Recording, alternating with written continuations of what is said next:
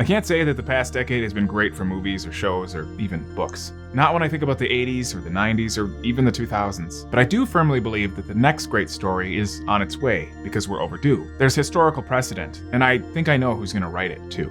In the world of art, there seems to be a pendulum that swings from light to dark, tracking with the culture. Some great hardship happens and people rise to the occasion. Then they get lazy, and they get cynical again, and it starts over. This seems to be generational. For instance, in 1954, the so-called Greatest Generation was still making sense of the evil of the Second World War. Then along came this book about how little people with big faith can win.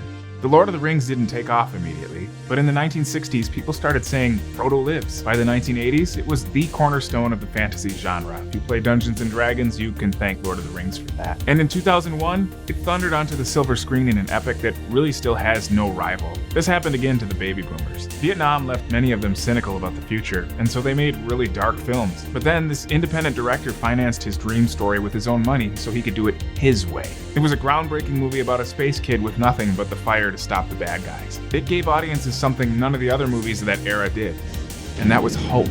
And today, we're still obsessed with Star Wars. Then in the next generation, it seems to have happened twice. An orphan with a scar sacrificed himself repeatedly to save his friends. And then a kid with an arrow on his head took a crash course on becoming a man of virtue, so he could save the world from tyranny. But the current generation doesn't really have that. Suffice it to say that its stories are filled with nihilistic themes, meaningless and broken relationships, cynicism, and a cowardly worship of money, as remake after remake eats up budgets that used to bet on new artists and new ideas. So yeah, I think the next great story is overdue. It's just that it won't be from Hollywood or Netflix or Amazon or any major publisher because they're both spiritually and artistically dead. Now that doesn't change the fact that they own the publishing landscape. So the next great story will seem like it comes out of nowhere. Maybe it'll be born in the sketches of some high school girl's notebook. Maybe it'll be some old man's raspy recordings about the friends and family that he loved and lost. Maybe it'll be some nerd who just couldn't take the cultural trash anymore and just kept writing and getting feedback over and over and over again until the story took a life of its own. I'm hoping that person is you. Here's why. I think it's a safe bet that nerds are going to save the world. Who else thinks about worlds like this and then puts two and two together about the impact they have on human behavior? And who else spends that much time dreaming about good versus evil?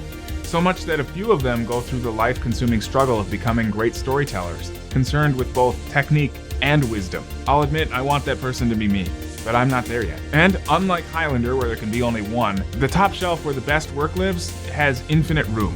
There's no reason people can't read and watch all of the greats. So whether you're looking out for the next cultural comet in the sky, or whether you're trying to bring it back into orbit with your own name on it, Final Fantasy is for you.